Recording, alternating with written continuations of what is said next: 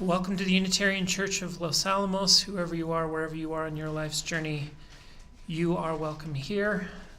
My name is James Carroll. Today's class is Genesis chapter 25, starting in 25, and we will go as far as we can go. I actually don't know how far we're going to make it.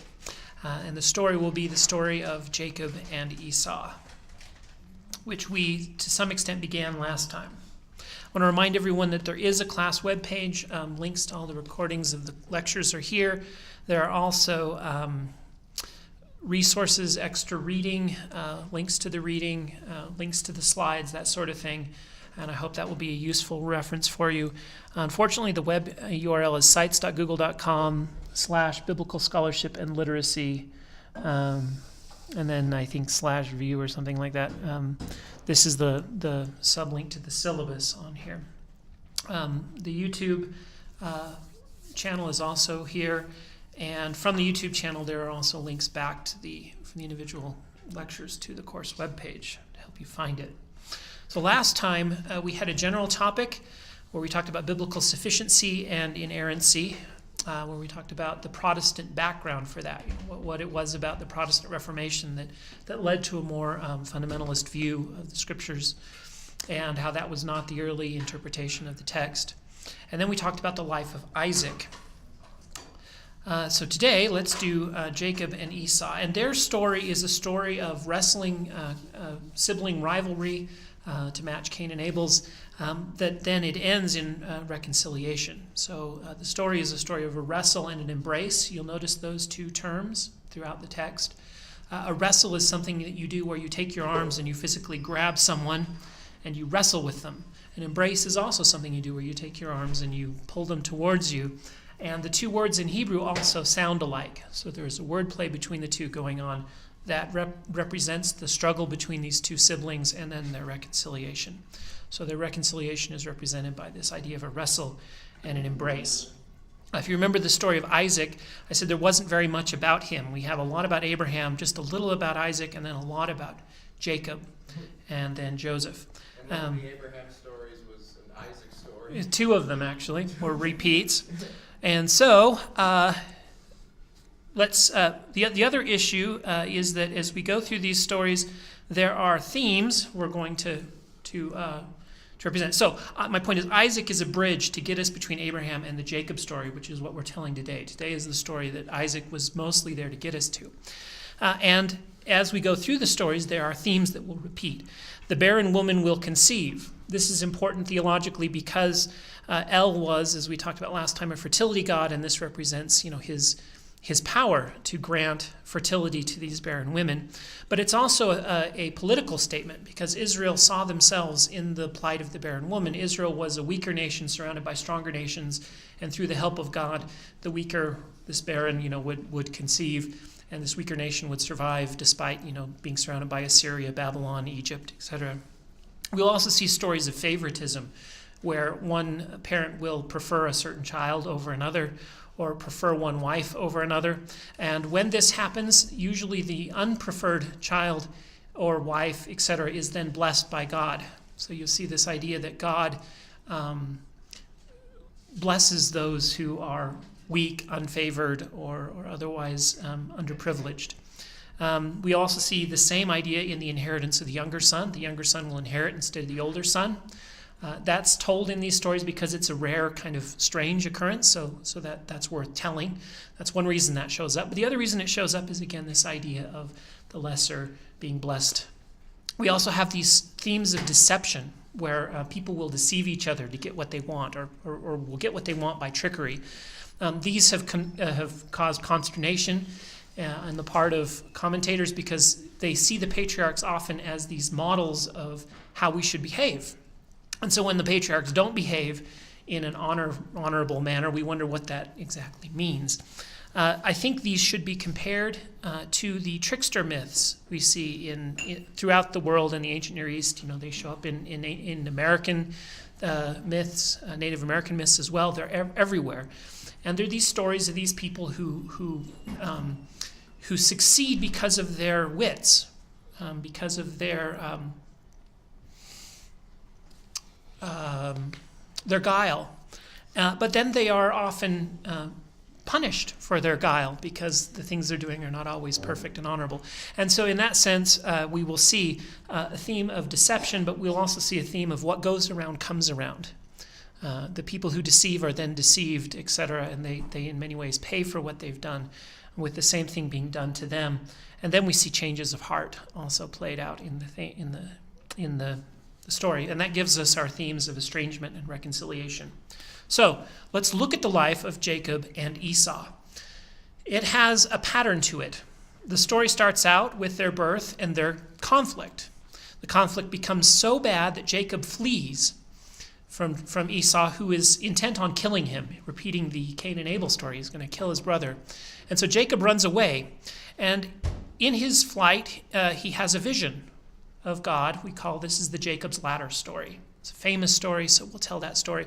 And it's this vision Jacob has on his way out of Israel. Then he meets his uncle, Laban, and he marries his cousin, Laban's daughter.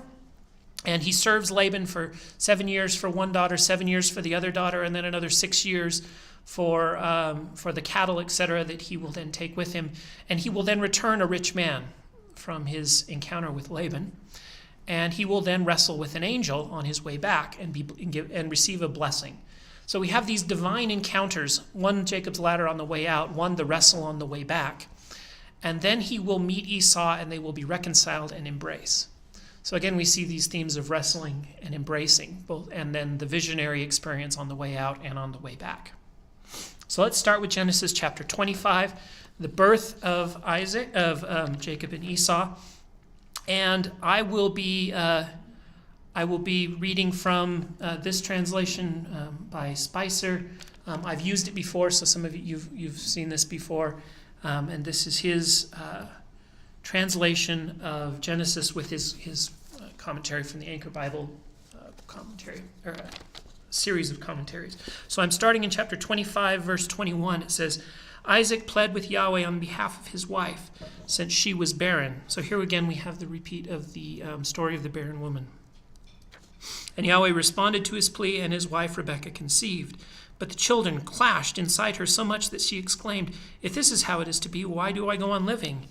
Finally she inquired of Yahweh, and Yahweh answered her, 2 nations are in your womb, 2 peoples at odds, while still in your bosom, but one people shall surpass the other, and the older shall serve the younger. Now we read some of this in the story of Isaac, where we talked about how Isaac was deceived. But now we're reading it in kind of the context of Jacob's life.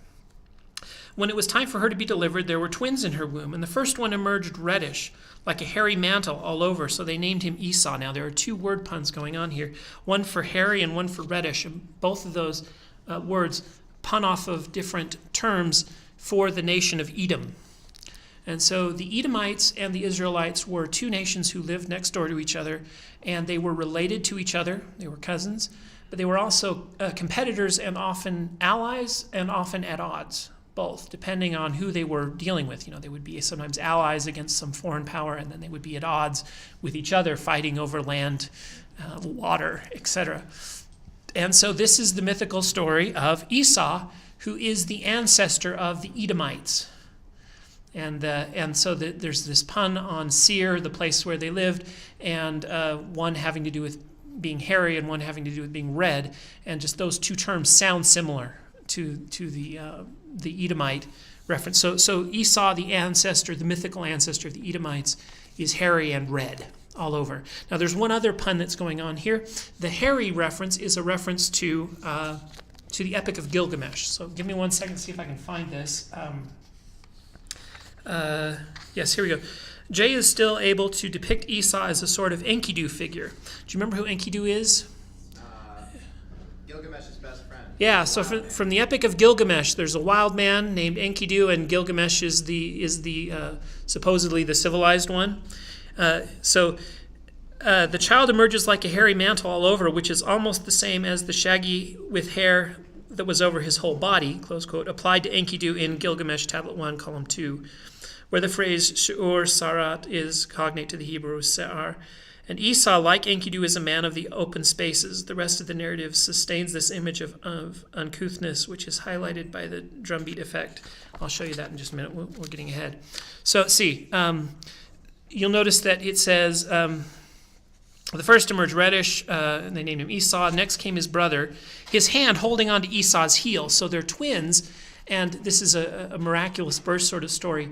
They come out so close together. Jacob is actually holding on to Esau's heel, and that's what the text says. And so they named him Jacob. Now, Jacob doesn't actually mean heel catcher, but it sounds like it could. And so this is what we call a folk etymology, where they compare the name that sounds like the heel catcher, so then they tell these stories about how he was catching his brother's heel. That is a turn of phrase that actually means a supplanter. So here we have the younger son who is already fighting to be the first one out. He isn't the first one out, but he's going to supplant his brother because he's already holding onto his brother's heel. So as the boys grew up, Esau became a skilled hunter, a man of the outdoors. This is the Enkidu story. Whereas Jacob was a retiring man who kept to his tents. So Gilgamesh is the civilized person who lives in the city. Jacob is the pastoral person who keeps sheep and lives in the tents. Whereas Enkidu is the hunter, or Esau is the hunter. And Jacob favored Esau. So here we have the theme of favoritism. Jacob favored Esau because he had a taste for game, but Rebekah was fonder of Jacob. Now remember, Rebekah was told by God that the younger would serve the older. So once, when Jacob was cooking a stew, let's see, do I have a picture of this? I don't. While Jacob was cooking a stew, Esau came from the country famished, and Esau said to Jacob, "Give me a swallow of that red stuff." Again, we have a pun on the Edomites. "For I am famished," which is why they called him Edom. And Jacob answered, "First, give me your birthright in exchange." Now, what is this birthright? We've talked about this before, and I'm not going to read all this. I have the quote here, but I'm not going to read it. You remember in Mesopotamian society, there was a family shrine, and they needed someone to take care of the family shrine. So the eldest son was given a priesthood authority to be the family priest who would care for the ancestors and the shrine to the ancestors. And to make sure he could afford to do that, he was given a double portion of the inheritance. So the birthright entitles Esau to a double portion of his father's inheritance and the right to be the caretaker for the family shrine. And Jacob says, "Sell that to me in exchange for this pottage." And Esau says, "Here I am at this point of death. What good is a birthright to me?" Jacob said, "You must swear to me first." So he swore to him, giving up his birthright to Jacob. And Jacob then gave Esau some bread and his lentil stew. And the English doesn't do justice to this, but in Hebrew then we have 5 terms. He ate, drank, got up, went. And so in English you have to say something like went away, and you have to put he in there, but in the Hebrew you have a masculine that's part of the verb that says he did this, he did this, he did this, all in one word. So there's 5 quick succession punctuated words. He drank, he ate, drank, got up, and went away. And thus did Esau misprize his birthright. You see, so the use of those terms is trying to describe Esau as this uncouth person who slurps up the food and walks away and doesn't seem to care what he's done. Well, he will have second thoughts and he'll feel bad about what he's done later. But here again we have Jacob serving almost as a trickster figure who is, by his wits, supplanting his brother's position in the birth order, because now he has the right to the firstborn birthright. We have some intervening material about Isaac. I'm going to skip that. And then we have this deception. I'm in chapter 27, or 27, excuse me. And I'm starting in verse 2. He said, "As you see, I am old, and there's no telling when I might die." This is Isaac speaking to Esau. "So take your gear and your quiver and your bow and go out in the country and hunt some venison for me. Then prepare it as a festive dish, the way I like, and bring it to me to eat, so that I may give you my very own, my soul's blessing before I die," so that my soul may bless thee before I die. In other words, first make my soul happy, and then I will be able to give you a great blessing. Now, these people felt like what you said was so important that if you said it, like it had consequences, cosmic consequences. And so he's going to give him a blessing that will then have cosmic consequences in terms of the future of these people. Well, Rebekah hears this, and so she comes to Jacob and says, "Your father's about to give your brother a blessing. I have an idea. What I want you to do," and here we see the theme of the deception, and it's instigated at Rebekah's urging. "What I want you to do is kill a kid, because you can't hunt, but we'll kill a kid, and I will make it up in a stew that's like your dad likes. I'll cook it for him, just like Esau would, and I'll give it to you. And you can give it to him and go in and get the blessing because your dad is blind, and he can't see anyway, and he'll think you're Esau. And Jacob isn't dumb. He says, this isn't going to work. Suppose my father, but my brother Esau, Jacob said to his mother, is a hairy man, and I'm smooth-skinned. Suppose my father feels me. He will think me a trickster. And remember, this is again, I think this should be compared to the trickster myths of the ancient world. We have one you might be familiar with is the Loki character in Norse mythology. He says, you'll think I'm like Loki, and I shall bring on myself a curse instead of a blessing. And his mother replied, let any curse against you, my son, be upon me.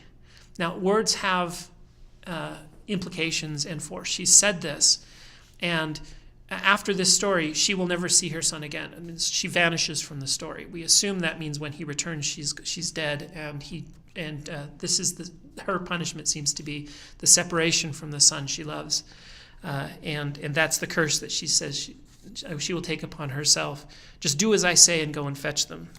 So he went and he did all these things that his mother said, and he brings it to his father, and then the story has it builds tension. It's a great storytelling. It says, he went to his father and said, Father. Yes, he answered, which one of my sons are you? You see, he sounds like Esau. And Jacob said, I'm Esau. Pray sit up and eat my venison. And Isaac says, how is it that you succeeded in hunting so quickly? You see, he's going to ask him a series of questions trying to figure out who it is. And the tension builds. Does he perceive the deception? How'd you do it so quickly? And Jacob says, Yahweh, your God, made things go well in the hunt for me, and I succeeded quickly. And Isaac says, come closer that I may learn by feeling you whether you're really Esau or not. Now, I guess I forgot to mention, they killed this kid, and her mother skinned it and made this meat out of it, but they also took the skin and put it on his arms so that his arms were hairy like his brother's. This is the skin of the goat. Now, this doesn't make a whole lot of sense. It probably wouldn't work in reality, but I want you to think for a minute. Remember what I said about what goes around comes around? Because we're going to tell these stories so far apart, I just need to just kind of lay out what's happening ahead of time. The death of the goat was used to then deceive Jacob into thinking his son Joseph is dead. So when we get to the Joseph story, he will be deceived in the exact same way, using the exact same death of a kid that he used to deceive his father, and this is part of that what goes around comes around motif. So let me feel you. So Jacob moved up to his father, who felt him and said, the voice is the voice of Jacob, but the hands are the hands of Esau. And he had not, identified him, found him out, because his hands were hairy like his brother Esau. And still he was about to bless him, but he asked, are you my son Esau? He's still asking. It's like he knows something's up. And he says, of course. And he replied, and he said, well, serve me the food. And so he eats the venison, and he ate it, and he brought him the wine, and he drank. And then his father Isaac said to him, come closer, my son, and kiss me. And he went up and kissed him. And Isaac smelled the smell of his clothes. And then at last he blessed him, saying, because he smells like Esau, because he's wearing his brother's clothes, he's wearing the hairy garment, right? And so all these tests build up to where his father says, okay, fine, you're Esau. And he says, my son's smell is like the smell of a field which Yahweh has blessed. May God give you of the heavens' dew and of the earth's riches, abundance of new grain and wine. Let people serve you and nations pay homage to you. You shall be your brother's master, and your mother's son shall bow to you. Cursed be those who cursed you, and blessed be those who blessed you. And Jacob had no sooner left his father Isaac, right after Isaac had finished the blessing him, than his brother Esau came back from the field, and he too had a festive dish. And he says, eat. And his dad says, who the heck are you? And he says, I'm Esau. And his dad immediately realizes what's happening, and he starts to shake, it says. And he says, who is it then that hunted game and brought it to me? I finished eating it just before you came. That was, I skipped to verse 33. And I blessed him, and now he must be blessed. You see, these people believe that words spoken, once spoken, happen. You can't just take it back. Like we would take it back, right? But this isn't the way their culture thinks of these words. I blessed him, and he's going to be blessed. And 36, Esau cries, and then in verse 36 he says, did they name him Jacob so that he should cheat me twice? First he took away my birthright, and now he's gotten away with my blessing. And Jacob catching at the heel, you see, supplanting. So he's supplanted his brother. And then I'm going to skip to verse 41. As soon as time to mourn my father is at hand, I will kill my brother Jacob. So Esau is going to kill him to pay for what he's done. And Rebecca hears about this, and she says, you need to run away. So she tells Jacob to run away, lest I be bereft of you both in a single day, she says. In other words, when you kill your brother, then you'll be put to death, and I'll lose both of my sons. And so to save my sons, Jacob, you must leave. And again, the implication is she never sees him again, because when he returns, she's not mentioned. In fact, she's written out of the story. We have the death and burial of every other of the patriarch's wives except her. Then we have an intervening story in chapter 27, where Jacob is sent to Laban. This is a story is told by P instead of the other sources. The other sources we're reading has been J. And so in P's version of events, Jacob goes there because Isaac isn't happy with the wives. And Isaac blesses Jacob of his own free will and sends him off. And so you see that these stories don't quite mesh up. But we're going to just kind of skip P's little interlude and go back to J's account, which we'll pick up again in chapter 28, where we have J and E's story woven together to tell our Tower of Babel story, or Jacob's ladder story. This is in 28. So actually, I'm going to start in verse 10. Jacob left Beersheba and set out for Haran. And he came upon a certain place and stopped there for the night, since the sun had set. And taking one of the stones of that place, he put it under his head and lay down on that spot. And he had a dream. So first, I want to show you a picture of kind of the traditional place. Of course, we went there. Naturally, when you go to Israel, you've got to go to all the cool places. And one of the places we went was this place is going to be called Bethel. And there isn't actually much there. But there are, however, rocks. So you ask why he used a rock for his pillow. You can't do much else. It's a beautiful spot, though. Actually, we don't know exactly where the city of Lutz or Bethel is, but this is in the countryside surrounding it. We sat on these rocks and read this Jacob's ladder story. And this is, you probably can't even recognize me because I don't look anything like this anymore.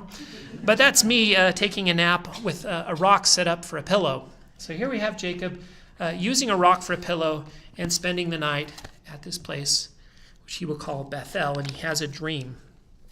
And a stairway was set on the ground with its top reaching up to the sky. Now, it's traditionally translated in the King James a ladder, but the text doesn't actually, the stairway is a better rendition of the Hebrew. And we'll see both from the context and from the Hebrew that makes more sense.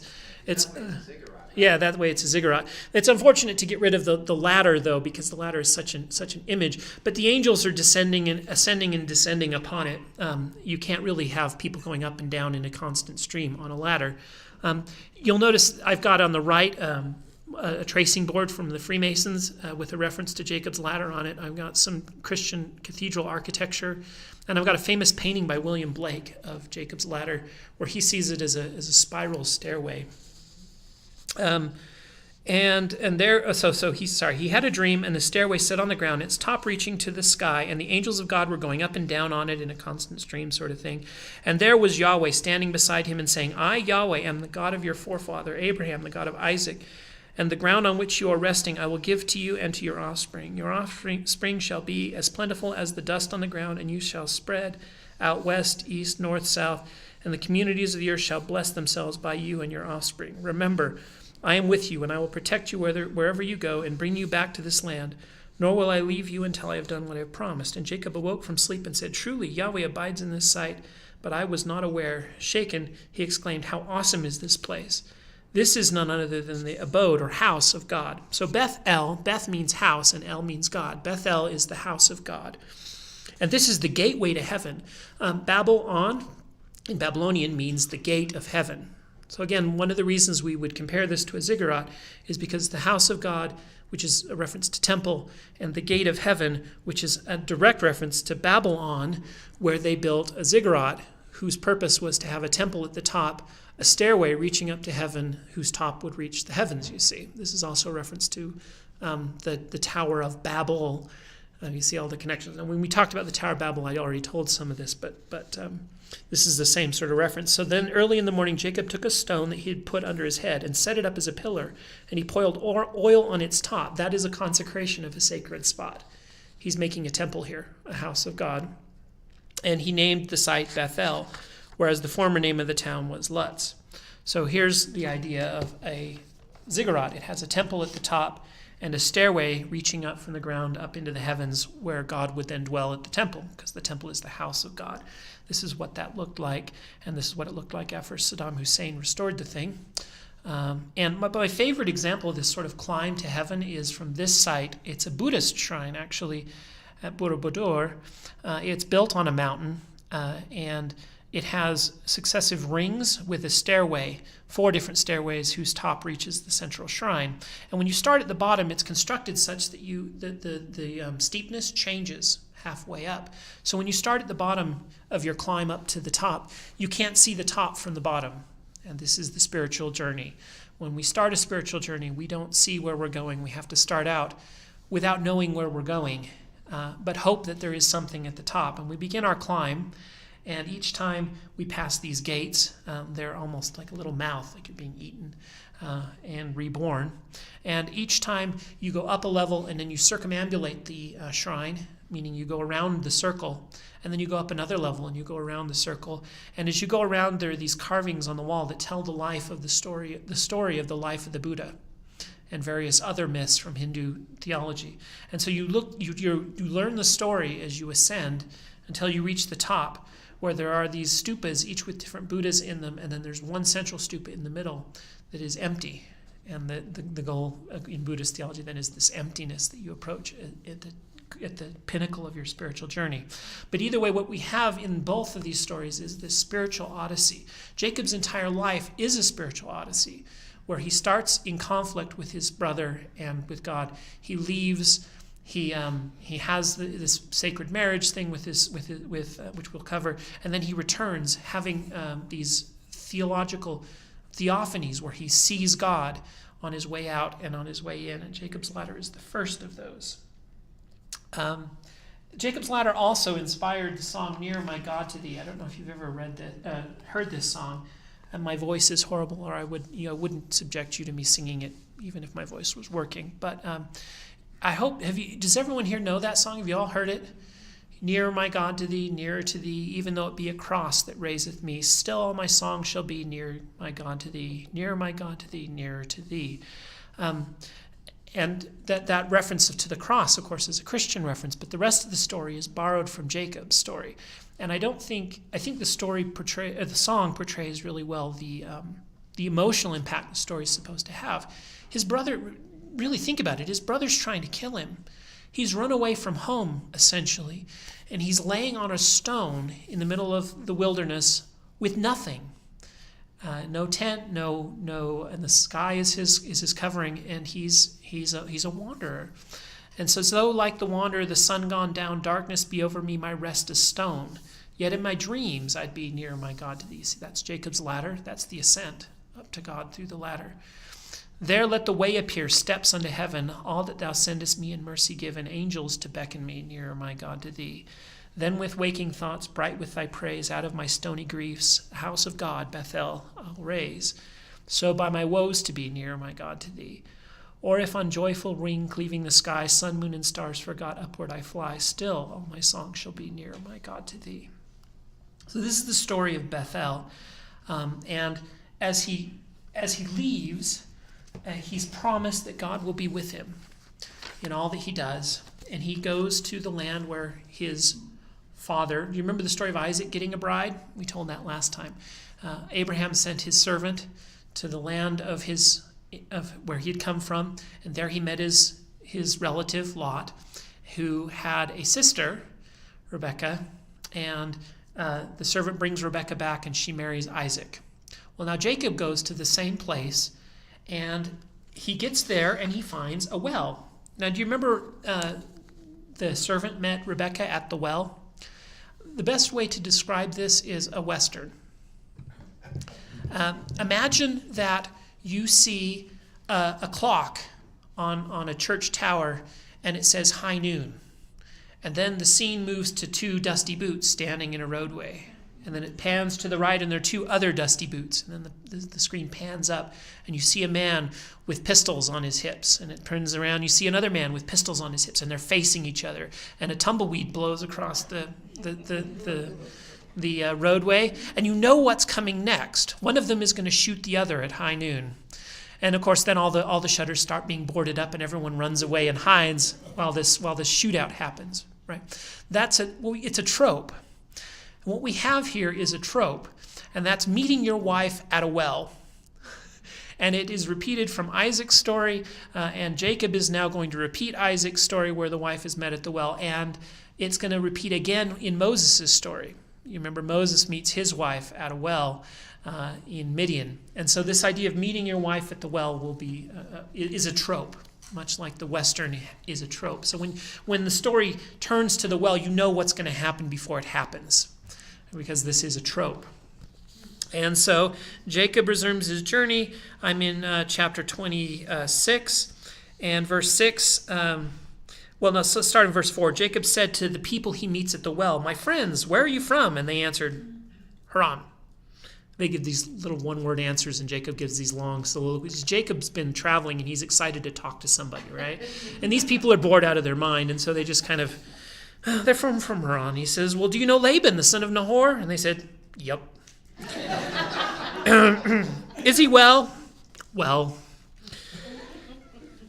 And then they said, and then this is the first longer speech they give. "And there's his daughter, Rachel, arriving with the flocks."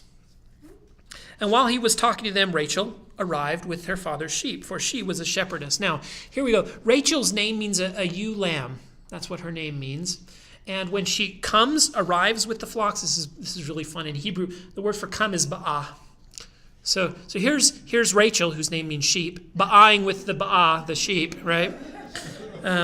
There's all sorts of really fun word plays in here that don't always translate. And as soon as Jacob saw Rachel, the daughter of his mother Laban, which the sheep of the mother of the brother of Laban, Jacob went out and rolled the stone away from the mouth of the well. Now I needed to mention, there was a well here, and he says, "Can I have some water?" And they're like, "Well, we got to wait for everyone else to show up, and then we'll move the stone." And we, plural, will move the stone. The implication is the stone is big, it's heavy, and it takes a bunch of people to move it.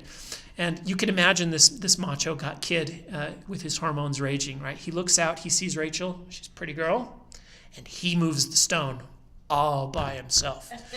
Right? So I want you to get the picture of what's happening here. He's showing off for the woman, right? So he moves the stone, and then he watered the sheep of his mother's brother Laban, and he kissed Rachel and burst into tears. Now, a couple things just happened here. Do you remember in the Isaac story, the woman watered the camels of the servant? But in this story, Jacob waters the sheep of Rachel. So it's backwards. And you remember, the servant brought all these gifts of gold and silver. Jacob shows up with nothing. She waters his camels, and he gives her gifts. And in this one, it's the other way around, right? He has nothing, and he waters her sheep, and he doesn't have anything to give her, and he kisses her. This is the only story I know of in the Bible where an unmarried man kisses an unmarried woman, and no one seems to complain. Jacob told Rachel that he was his father's kinsman after he kissed her, and being Rebekah's son, and she ran to tell her father, Laban. Now, think about this from Laban's perspective for a minute. Last time someone from Abraham's kin showed up here, he brought gold and silver and jewels and a big bride price, and he's like, "Another one," right? And so Laban runs out, and he's all excited, and Jacob has nothing. But he says, "You're my kindred, come hang out with me." So he spends a month at his house. And at the end of the month, he's like, "You're my kindred. You shouldn't work for me for nothing. You're going to live in my house. You should work, and I should pay you. Because you clearly didn't bring any gifts, and you're not going anywhere because your brother wants to kill you, so you're not going home. So if you're going to hang out and hide from your brother in my place, you should work. And because you're my kindred, I shouldn't take you like a slave. You should work for something. What do you want?" What do you think he wants? Rachel. Right? He says, "I got an idea. I'll work for 7 years, and you'll give me Rachel." And Laban says, "Well, you're a kinsman, and better I should give her to you than a stranger. That's a good deal." Kinsman marriages were considered especially auspicious, whereas we would think of them as non-auspicious, right? But they didn't understand genetics. And so he says, yeah, that's a great idea. You can have Rachel if you work for me for 7 years. So he works for him for 7 years. And Laban throws a feast, has his daughter there, presumably under a veil. They then go to the tent and they do the thing. And I love the tension in the text, the way it builds this up, because it tells us that it was Leah, his daughter, that he was putting under the veil and having the marriage, and he sends Leah to Jacob's tent, not Rachel. And I don't know how this works, but they do the thing, and he still doesn't figure it out.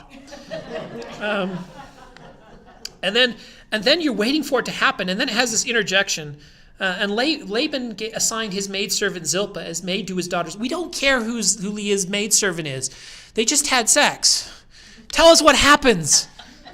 But you've got to build the tension, you see. And then come morning, and behold, it was Leah. And by the way, when the Bible uses this and behold, right? The beholds are common in the Bible. When it uses the and behold, it's supposed to be bringing your attention.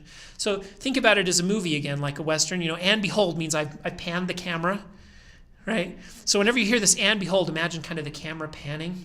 And behold, it's morning. The sun comes up and you see the camera pan to her face. And it's Leah. Oh my goodness. And of course you can imagine the first answer. Why did you do this to me? Jacob demanded of Laban. That's his first words out of his mouth. Why did you do this for me? Was it not Rachel that I served you? Why did you trick me? Notice the term trick. Why did you trick me? What's the answer? It is not the practice in our place, Laban replied, to marry off the younger daughter before the older. Now think about that for a minute. Why did you trick me? Well, what did Jacob do? He tricked his father so that the younger could be put before the older, and Laban has now tricked him and put the older before the younger. Now, the real victim in this isn't Jacob, although Jacob has gotten what goes around comes around. Laban's theory is he's going to make Jacob work for 7 years because Jacob still wants Rachel. You've worked 7 years for me and you've gotten Leah. You're going to work another 7 to get Rachel. And Jacob agrees. So Laban has swindled another 7 years of work out of Jacob. And he wants this because whatever Jacob touches prospers. This is the blessing of God, presumably. So whatever Jacob touches prospers. He wants him to work for him for another 7 years. We're told that later. But the real victim of the story is Leah. Because Jacob had no desire to marry Leah. And the text will tell us that he doesn't love her the way he loves Rachel. So we have another one of the stories of favoritism.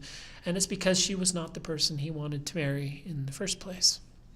And so she's really the victim of the story, I think. And Jacob, although, again, in the ancient world, the idea is she needs a bride and she needs a husband, right? And so to get her married by an arranged marriage is not seen as a punishment. It was Laban's trying to do something, good for his daughter, I think. But it doesn't work out so well because Jacob doesn't love her. So he waits another week, and then he marries Rachel, and then he works another 7 years for Laban, and he cohabitated with her also. In fact, he loved her more than Leah, and he also stayed in service with Laban 7 more years. There's also another interesting wordplay that's going on. Rachel, we said, means ewe lamb. We don't know exactly what Leah means, but it seems to mean something like cow, not in a derogatory term, but wealth comes from flocks and herds. And she represents the cattle, and Rachel represents the sheep. And so these are the flocks and herds, the wealth. And so now, after those 7 years, he will work another 6 years for cattle. So he says, everything I've got here is yours, Dad, Laban, because I've been working for your daughters, but I've helped you, and look how much, when I came, you didn't have all that much, he says. Jacob says to Laban, when I came, you didn't have that much. Now you're a rich man because of me, the work I've done for you. When am I going to get some wealth going here? And he says, we'll work another 6 years, and you can work for some of my cattle and flocks. You've already got my daughter, my 2 daughters, whose name means the cattle and the flocks. Now you can work for me for real cattle and flocks, and you can make some money. And so they make this arrangement. Now, I'm getting ahead of myself. in between those two stories, these women that he's married start having kids. And it says that God, remember when I said that their favoritism, God seems to notice and bless the unfavored. And so Rachel is barren. She has no children at first. And Jacob loves her most, and so she has no children. And Leah starts having kids out the gazoo. And she names them that. Reuben, look, a son! And then she says, now my husband will love me. And she's very touching. She has these kids. She says, and after each one, she says, and now surely my husband will love me now, because I keep giving him these kids. And she has the first four, and the implication is, that he still loves Rachel more. And finally, Rachel says she's jealous of her sister, whereas Leah's jealous of Rachel. Now Rachel's jealous of Leah because she's having all these kids and Leah's having none. And she comes to Jacob and she says, give me kids or I'm going to die. And Jacob says, am I God? Can I stand in his place and give you kids? It's not my fault you're not having kids, is kind of what he's saying. And she says, okay. Now you remember, we talked about this with Abraham. The rule in the ancient world is and it was in the marriage contracts of Hurrian, the Hurrian marriage contracts we have from Newsy, actually specify explicitly, if you're barren and you don't give your husband kids, you're supposed to give them your maid as a wife so that you can have kids through the maid. And the kids would then be yours. And Rachel says, I will give you Zilpah, and her kids will be on my knee, meaning I will adopt them as mine. And so I can't have kids of my own, so I'm going to give you my maidservant so that I can have kids, because I can't have my own. And she adopts the kids of Zilpah. So Zilpah's her slave. She gives her to Jacob. And remember, the same thing happened with Abraham. So again, this is a common cultural thing. And she starts having kids. Gad, Asher. Gad means like a troop. A troop is so they're naming these kids almost in a competition. So Rachel names Gad, behold, a troop cometh.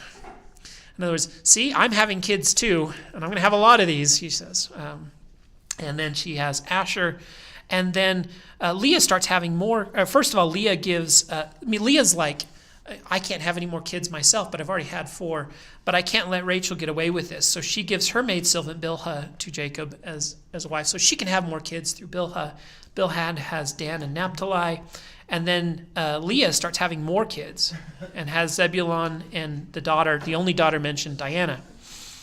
And so again, the implication here, first of all, is that polygamy is not fun. These women do not get along. They fight with each other, and they compete with each other for their husband's affections. And even the names they give to their kids, who will become the 12 tribes of Israel, are competitive in nature. Now, these are also probably folk etymologies. These are probably not the real terms. But if you read the text, each one of them names their kid and then has a justification for the name that has something to do with, I'm getting one up on my sister wife because I'm having kids, and so my husband will love me more.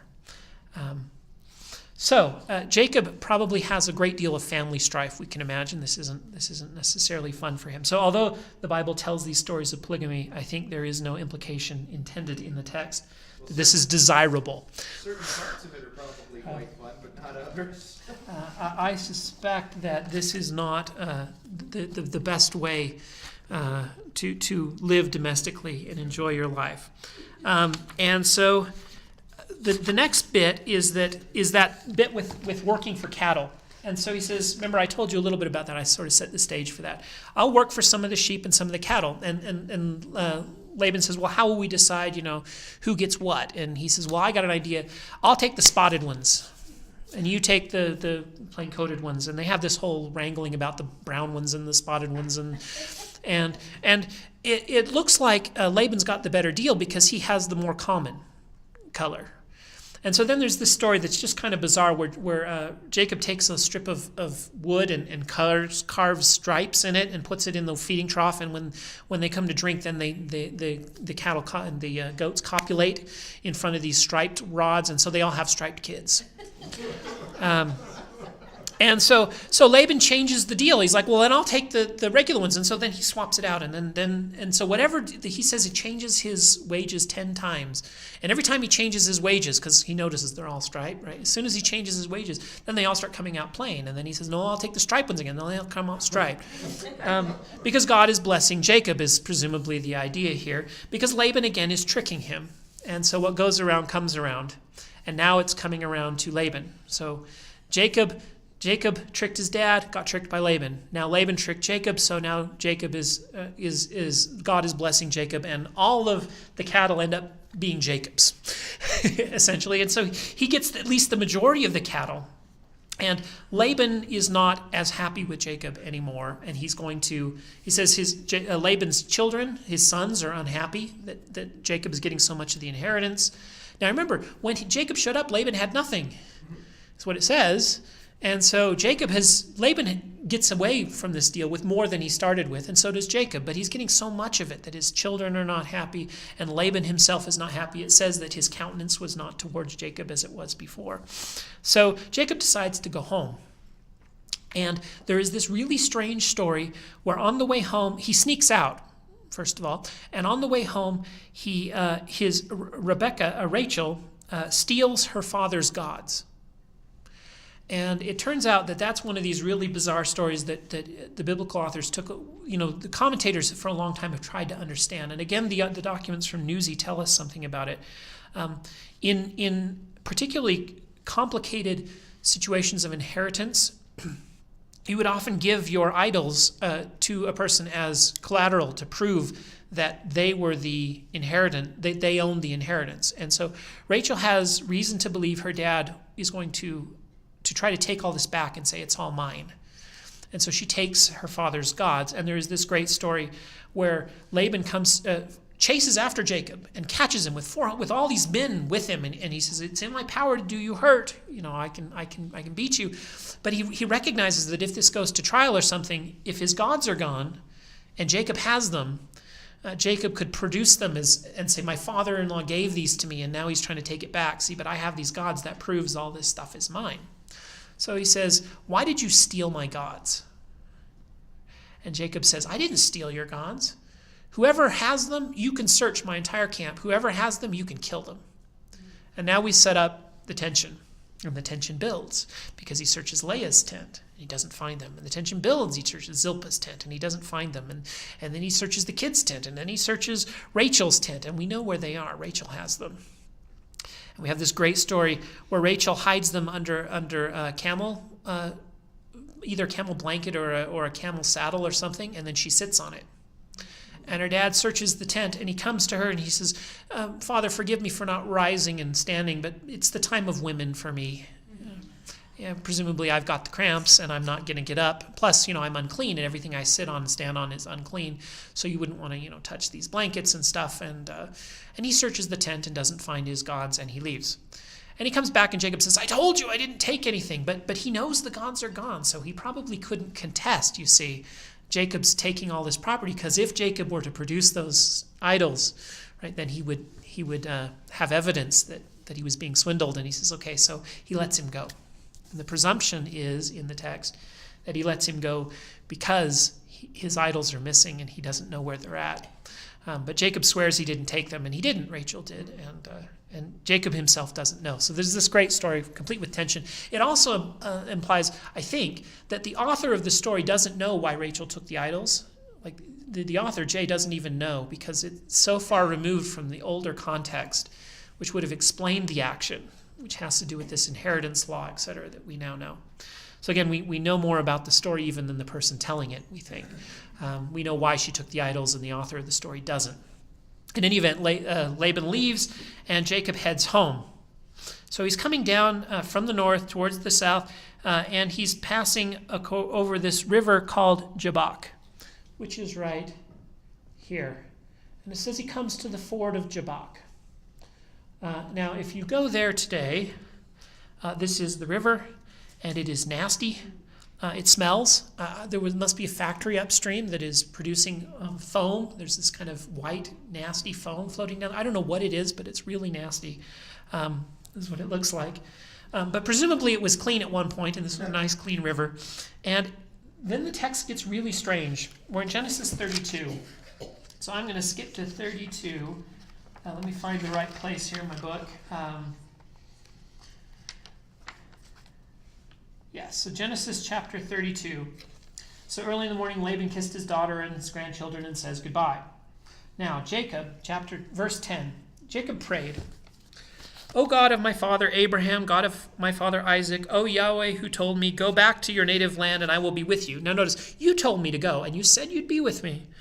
I am unworthy of the kindness that you have so steadfastly shown your servant. I crossed Jordan with nothing but my staff, and now I have grown into 2 camps. Deliver me, I pray, from the hand of my brother Esau. You've blessed me all these ways. I'm going home to a brother who really wants to kill me. Will you please take care of me?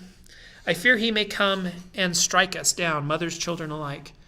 But it was you who said, I will be very good to you, and I'll make your offspring like the sands of the sea, as numerous as thou can count. You see, it's almost the Abraham thing, right? You promised, now you've got to fulfill your promise. And so, skipping to verse 25, Jacob was left alone, and there some man wrestled with him until the break of dawn. Doesn't tell us who the man is. So everyone leaves, and a man appears, a strange man out of nowhere, no name, no reference, and he wrestles with Jacob. Now remember the theme of wrestling. Jacob wrestled with Esau in the womb, and so he's wrestling with a random person. And when he saw that he could not prevail over Jacob, so whoever this person is, he can't beat Jacob in a wrestling match. Now notice, remember the superhuman event? Jacob moved the stone. Jacob's a strong guy, and he's wrestling with a stranger, and he can't beat Jacob. And he saw he could not prevail. He struck him at the hip, at its socket, so that the hip socket was wrenched as they wrestled. And so he actually takes Jacob's hip out of joint as part of the wrestle. And Jacob was kind of forever wounded by this, and he will limp the rest of his life. And then he said, let me go, for it is daybreak. Why does he want to go before the day breaks? We're not told. And Jacob replied, I will not let you go unless you bless me. Why does Jacob want a blessing from this man? Again, we are not told. And the other said, wait, what is your name? And he said, Jacob. And he said, you are no longer be spoken of as Jacob, but Israel. Israel means to strive with God and to prevail. For thou hast striven with beings divine and human, and you have prevailed. And then Jacob asked, please tell me your name. And he replied, why do you want to know my name? And with that, he bade him goodbye then and there. And Jacob named the site Peniel, Pene face, El God. For I have seen God face to face, yet my life has been preserved. And the sun rose upon him as he passed over Peniel, limping on his hip that was out of joint. And then there's this random piece that says, and that's why the children of Israel don't eat this part of the hip meat, because so there's a dietary restriction that's tied to this whole fight. Okay, so what in the world just happened? Presumably this is an angel, but we aren't actually told. So who is Jacob wrestling with? Isn't it? Hosea says it's an angel. The text says it's a man, but if it's a man, is he a friend or an enemy? Or is it God himself? If it's an enemy, why does he want a blessing from the person? If it's a friend, then why is he wrestling? So what is the nature of the wrestle? It's obviously a wordplay on embrace, because that's coming in the text in a minute. But there's some sort of a test happening here to pass a guardian. It's been implied by commentators that this wrestle is actually a prayer, that he's praying with God and wrestling with God in mighty prayer. But again, that's not what the text says. And if it's a mighty prayer, why is his hip actually physically out of joint? My favorite comment on this is that the image of wrestling is intended to encourage wrestling with the text, because it's hard, with its interpretation with God and with ourselves. You see, this is the purpose of the text is to make us wrestle with it, because it's a confusing text. But I think in the context, we know kind of what's going on. Again, this is the parallel of Jacob's ladder. It's the return instead of the exit. It's a divine encounter, because it says you have wrestled with beings divine and human and have prevailed. It's some sort of a divine encounter, a theophany, a vision of God, for I have seen God face to face and my life is preserved. Obviously, you can't physically wrestle with God and win.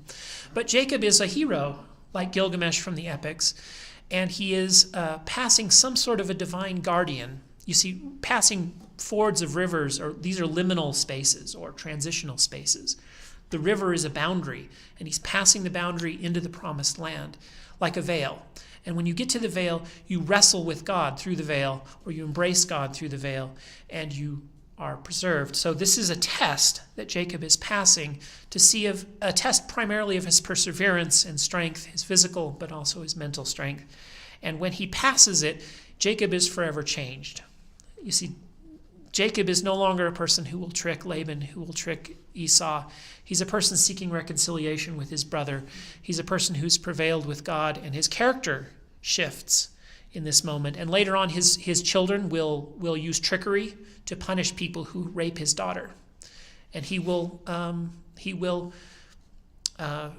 chastise them for their use of trickery in their actions. He himself has changed significantly somehow from this event. He comes away from it a different person, and he's ready to change.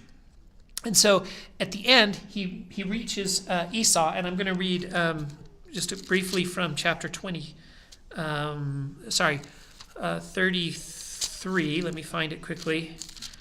So we just read the end of 32, and then in 33 he meets Esau.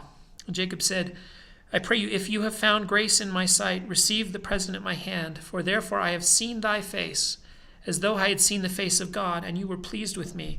This is what Jacob says to Esau when he sees Esau. And Esau sees him and runs to him, and they fall on each other's neck, and it says they embrace. And again, the pun on the term embrace is that the Hebrew word for embrace sounds like the Hebrew word for wrestle, even though they're exact opposites. So he says two things. In the Jabbok encounter, he says, I name it Peniel because I've seen the face of God and lived. And then he sees Esau, he embraces Esau, and he says, seeing your face is like seeing the face of God. So here we have the story of two brothers who are reconciled in a very moving moment where he meets Esau, and Esau has forgiven him.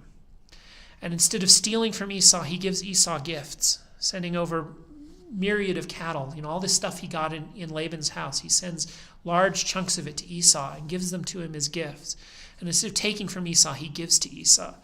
And Esau meets him and they embrace. And he says, seeing your face is like seeing the face of God. And my life is preserved. I should have actually read verse 4. And Esau ran to meet him. I told you about it. I should read it. Esau ran to meet him and embraced him, and they fell on his neck and kissed him, and they wept. So this is the same thing we will find with Joseph. Joseph's story where he's sold into slavery. It sets up, it's one estrangement and reconciliation that will then set up a later telling of the same thing. Joseph is sold into slavery, and then he's reconciled with his brothers.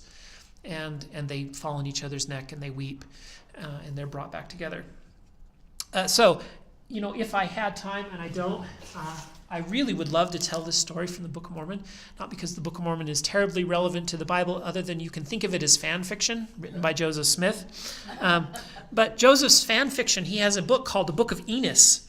Sounds a lot like Esau. And it says, behold, this is the story of Enos. Behold, it came to pass that I, Enos, knowing my father that he was a just man, for he taught me in all the language and the manner and the admonitions of the Lord, and he blessed me, and blessed be the name of my God for it. And I will tell you of the wrestle which I had before God. Now in Hebrew, before God would be Lipneel. That's the name of the place where Jacob wrestles with the angel. So Joseph, who writes this text, is aware of the Hebrew meanings of the term in the text. Before I received a remission of my sins, behold, I went to hunt beasts in the forests. Sounds like Esau, right? And the words which I had heard my father speak concerning eternal life and the joy of the saints sunk deep into my heart, and my soul hungered. And this is Esau hungry and coming back. But instead of selling his mess of pottage, he says, and I kneeled down before my Maker, and I cried unto him in mighty prayer and supplication for mine own soul. And all the day long did I cry unto him, yea, and when the night came, I did still raise my voice high that it reached the heavens. So instead of wrestling all night and into the day, Enos wrestles in prayer all day and into the night. And there came a voice unto me saying, Enos, thy sins are forgiven thee, and thou shalt be blessed. And I, Enos, knew that God could not lie. Therefore, my guilt was swept away. And I said, how is it done? And he starts telling him about Jesus Christ. This is fan fiction. Can you see the kind of the fan fiction theme? And he's turned the wrestle into prayer. And he's turned all night into the day, into all day and into the night. And he's told the story of a hunter who repents and comes to God through the sacrifice of Jesus Christ. And this is a very Protestant sort of retelling of the story of Jacob at the ford of Jabbok. And it makes explicit reference to the place, Peniel, right? But it does so in a wordplay that you would only know if you'd listened to some sort of a sermon or had a commentary. In fact, there's a commentary that we know Joseph read that references the meaning of the name of the place, Peniel, meaning the face of God. And so we can see where he could have gotten this sort of interpretation. In fact, that particular commentary talks about wrestling in mighty prayer as his interpretation of the text. And here we have Joseph using that commentary to tell the same story from a different perspective. So this is how the story is used in later Christian and Protestant sort of retellings of it. But I think it has much older and more esoteric kind of implications. There are temple stories going on here. There are ancient river guardian spirits going on here that even the authors of the text, who are privy to the tradition but don't know where it comes from, would probably be surprised to understand and know about. So Jacob passes this river, passes the guardian, prevails with him, and then is able to be reconciled to his brother, and they live together in peace. And then we're told of the death of Isaac, and it says Jacob and Esau bury him together. So these reconciled brothers at the death of their father are together instead of tricking their father into blessing one into the other, and together they bury their father. And this is kind of the completion of the reconciliation. So next time, we're going to do the story of Joseph, and it's going to be the same story. It's going to be brothers who fight with each other, sell one of them off into slavery, then they're reconciled, and you see God's hand at work through these stories. They're all part of this history, but the history mirrors the stories of the nations. Right? Edom and Israel fight, and they have these conflicts. And their national stories mirror the lives of the patriarchs that are the mythical ancestors of them. So here we see God who will then preserve the nation of Israel through the actions of the brothers who sell Joseph into slavery, and he is then sent before their face to preserve them so that they can be fed during this famine, you see, and they are reconciled and they fall on each other's necks and kiss and etc. So we'll have a very similar sort of story to tell next time, complete with the Technicolor Dreamcoat and all the rest. So we will tell the story of Joseph next time. I hope to see you there. Thank you all for coming, and I'll see you next month.